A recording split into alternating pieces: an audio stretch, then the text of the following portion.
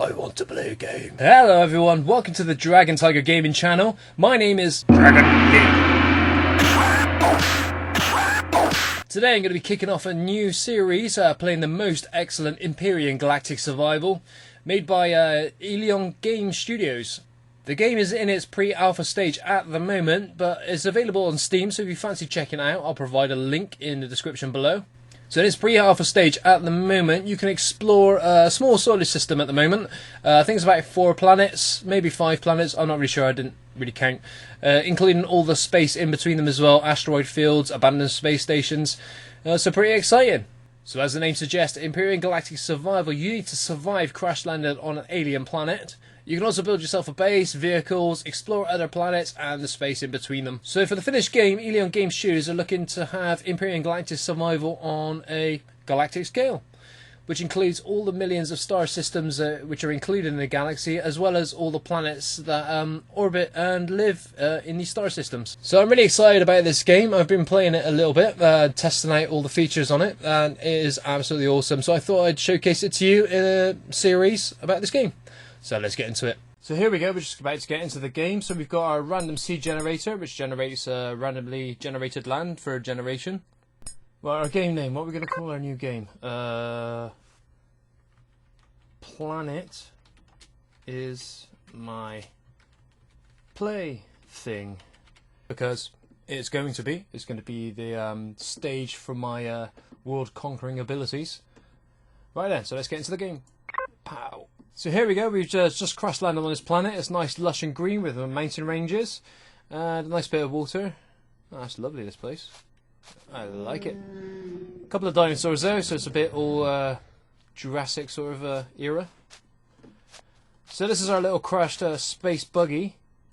What we're going to be doing, this is going to be our main hub at the moment.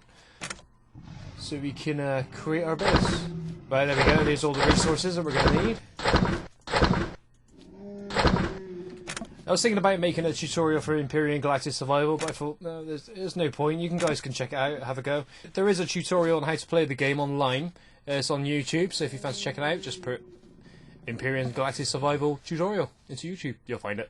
But we're going to need that torch, some bullets, some drill charges, filler and flatten tools, sweet. Medkits, morning after pills, some emergency rations, and some water. Don't need that yet.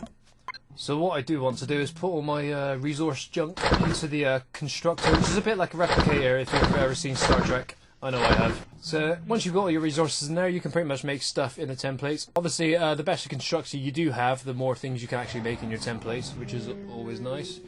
So first things first, and the realist. First things first, what we're going to do, we're going to make some power cells, just because we are going to need those. These fuel packs basically power everything in the game. So I'm going to make a load of those, 20, so that'll be 40 altogether, because I think they've got an output of 2, which is good, 2 for the price of 1. I always like the cockpit graphics, are really good, especially when you get to take off from the planet, fly into space. Yeah, it's absolutely beautiful. I've always wanted to be an astronaut ever since I was little. It would freak me out being in space. So the planet I've chose to start on is named Akua. It's basically a lush planet with a breathable atmosphere, which is always good, because I don't fancy my guys dying of oxygen and starvation. The other planet you could choose is called Omicron. It hasn't got a breathable atmosphere, so you need to create oxygen all the time. So I'm going to go over that a little bit later on. We don't quite need oxygen yet, because we've got a whole planet full of it. Omicron is pretty good as well, because you've got plenty of funky beasts that come and try and attack you. Big rock monsters and things like that. So if you're a bit more of an advanced player and less of a wuss than I am, go check it out if you've got the game. It's awesome. I'm going to prepare the land ready for our base. I need to flatten some land out, so I think this place would be a good one. So what we do have, if you look, I don't know if you can see it on the screen, we've got 2 pinpoints on our screen at the moment. One's a promethium deposit and one's an iron deposit, which will come in handy a lot later on. I think it's one of those games where you get close, when you get close to the actual mining deposits that you can mine the crap out of. They basically show up on your world map as well, so you can navigate your way to it. At the moment we're going to be doing it on foot, so that's not too bad. I think they're about 200 meters away, 328 meters away. So we could do that by foot if need be before we get eventually make our little vehicle. One awesome feature that I do like about this game, instead of your conventional mining, either you take blocks out of the landscape, this one is when you start mining it, the land gradually transforms. It's quite a nice transition. So if I show you now, if I drill a quick hole through this side of this rock quarry, you can see the land transforming and moving back. Yeah, I like it. It's quite nice.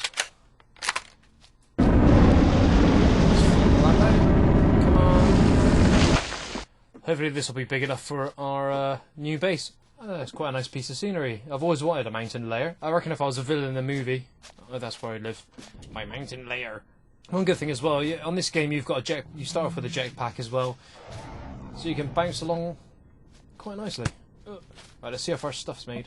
So hopefully in this series I get to showcase the game a bit, and plus we can have a couple of adventures with our guy as he progresses through his various stages of survival. Yes! There's our base. There's a massive block on the floor. So we need to get this to take shape. Haven't we got any blocks yet? It's quite a nice world, really. Nice dinosaurs. I'm sure you can kill it. You can kill those and eat those, which is nice. But I don't want to annoy him just yet because all I've got is a pistol. Yeah, I don't fancy doing that.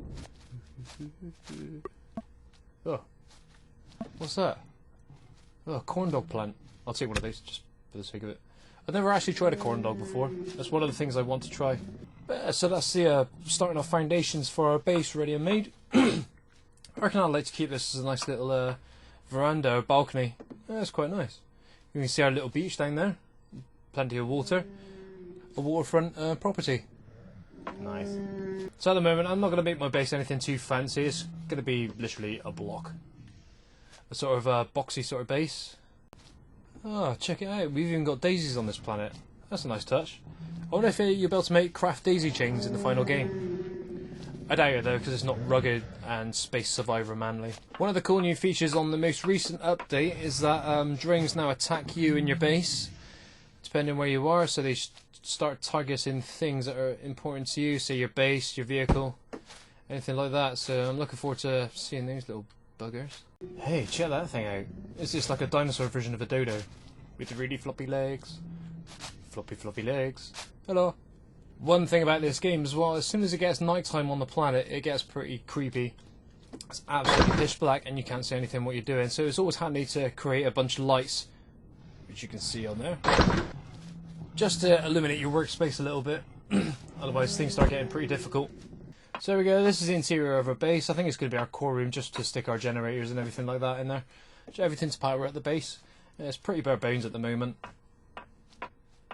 So hopefully we'll get to expand on this soon, make it a bit more pretty. So as you can see, nighttime is almost upon us. We've got about 32 minutes game time until it gets dark. It's a nice little touch right there. You can see the shadows being cast across the land. So it's going to get dark soon. Look at that. Lovely. Nice sunset. That's very pretty. One thing about the game is that it's really visually appealing. I mean, my computer is not amazing. So I expect all you guys with hot, overpowered PCs, etc., be able to get the full capabilities of this game. It's absolutely beautiful. So on the first night of this game, it's not too bad. Everything's quite easy going. Nothing really attacks you. So you get a chance to build all the things that you would need to create yourself a base. So the things I'm going to need from my base, I'm going to need a generator, one of the small fuel tanks, and a large constructor as well, and maybe a food station as well. Food processor that helps you create food basically. So I'm going to get those lined up, queued up, ready for the morning, because they take a little while to craft. While we've got the resources before we run out. I'll see you guys in the morning. So as you can see, we survived the night so far, just coming up to sunrise. I think we've got a little while left, 24 minutes until sunrise, according to the game. Check that out, that's absolutely beautiful. So you can see a couple of the planets in the solar system orbiting around your planet. Look at that. Imagine seeing that at night. It's absolutely amazing. Right, it's coming towards daylight. What I've done, I've managed to craft a load of stuff throughout the night. I'm not sure if you can see it. So I've put my torch on. As you can see, I've been crafting throughout the night. We got ourselves a fuel tank, a food processor and a generator, and on this side we've got our large constructor and a crate just to stick everything in, because our pockets are going to get pretty full after a while. Right, so all I need to do now is fire up this bad boy and we should have power to our wee little base. Stuff it full of fuel cells. Okay, so I'm going to switch the generator on and there we go. We have power. But what I am going to do in a minute is recycle our little escape pod down there. What I did build throughout the night, as you can see, this one is basically a remove and repair tool, and what you do with this one, you can remove anything from the world, any of the crafting pieces, but if you remove it from actual gameplay, you actually get the resources for it. So if you eventually end up at an enemy's base, you can actually remove parts of their base and collect the resources for it. So that's another way of collecting resources rather than having to mine all the time. So let's start dismantling this escape pod so that we can use all its bits and bobs. Oh, we want all the plant stuff. Have we got room? No, we haven't. I better start chucking some stuff in the craft box. So as you can see, when you start recycling things, your pockets get very full very quickly. That's our food station. Well, I won't going to chuck in there because I killed one of the Triceratops during the night. Just because. So chuck his meat in there and then create some slammies.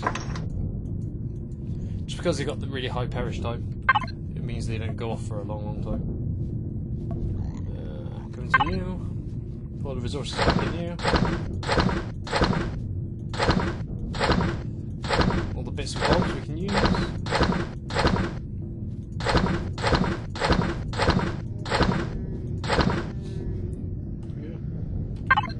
In our box we'll just chuck all the stuff that we've been collecting.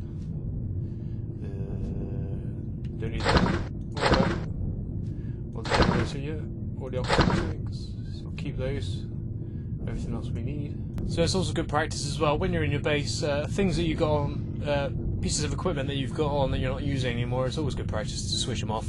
Saves on your fuel cells because they are a finite resource as well. Because we've got a large constructor, as you can see, we can create loads more things, furnishings for our base, as well as advanced weapons as well. So that's always a good thing. So we're going to start creating some extra bits for our base. I think we're going to need a fridge because if we collect a load of raw meat, we don't want that to go off, do we? Oh, tastes minging. Oh, I've already got everything to make a fridge. So it's always good to recycle because you never know, you might be able to make something out of it. So let's see what else we can build out of the resources that we've gathered.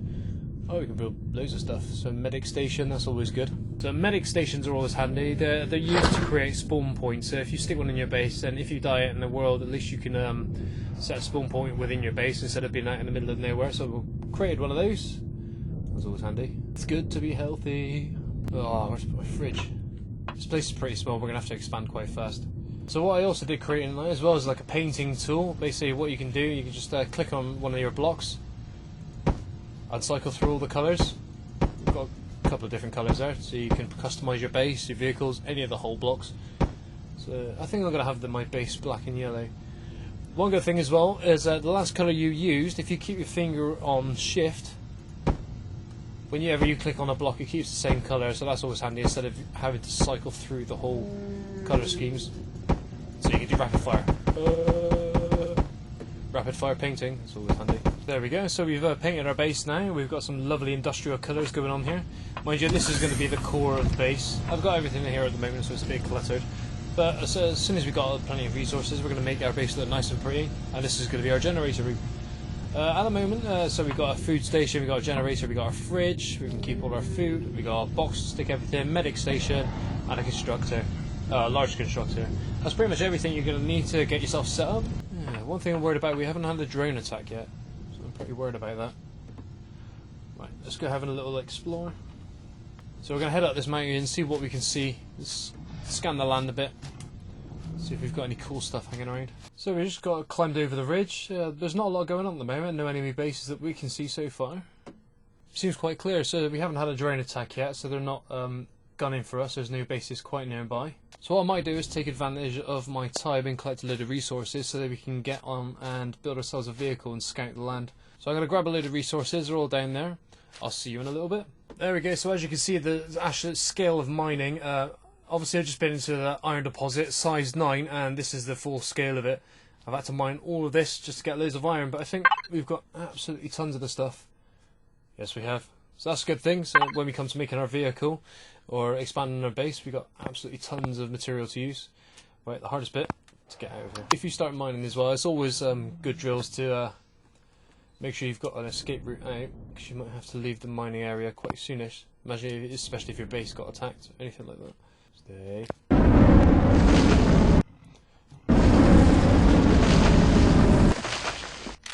Looks like I'll have to mine myself out of here. So we've still got quite a way to get out of this blooming mine. Getting ready. We're free. No, we're not. Come on. Right then. So a deposit of that size, I've pretty much used up all of my drill charges, so I need to go back to my base anyway to get some more. Uh-oh.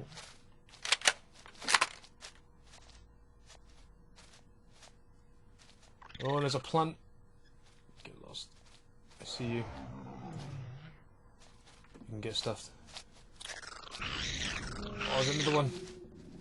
I've got this plant thing chasing me now. Run! Jump over the two triceratops. Oh, let's leg it out of here. Run, run, run, run, run, run, run, run, run, run, run. So there we go, back to our base. Just safe and sound. Better just make sure we got enough power. Well, we've only used 2 fuel cells since we've been away, so that's pretty energy rating A star. So now we have to convert all these iron ores into some materials we can actually use. So again, I'll prep all that, make sure it's ready for making our vehicle, which should be good. So there we go, guys and girls. I'm going to end it there, because in the next episode I'd like to cover creating a vehicle so then we can properly survey the land that we've actually crashed on. So we haven't managed to do too badly in this episode. We've managed to create our base, mine the crap out of the ground, get loads of iron, which would be awesome, so we can make quite a substantial base next time, as well as a craft to fly around in. We've painted the place, we've recycled like a demon. So I think next time we're going to do a little bit of mineral mining. I'm not going to share that on the video because that takes quite a while. But what we're going to concentrate on is expanding our base a little bit and creating ourselves a flying craft. Alright, just like to give a massive thank you as well to Eleon Game Studios for letting me make this series. So hopefully next time we'll get to have a bit more action. We'll get to pick a fight with the aliens who have landed on this planet and set up shop here as well. So hopefully we get to raid a couple of bases as well. That'll be good.